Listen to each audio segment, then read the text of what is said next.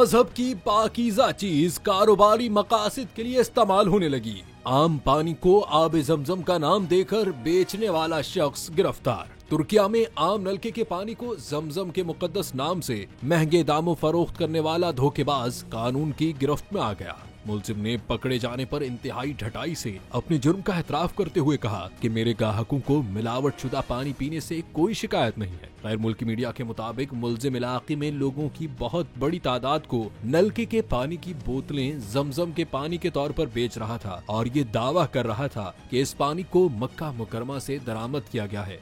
तुर्किया से ताल्लुक रखने वाला ये शख्स रोजाना तकरीबन 6 लाख लीरे यानी 50 लाख पाकिस्तानी रुपए मिलावटशुदा पानी फरोख्त करके कमा रहा था।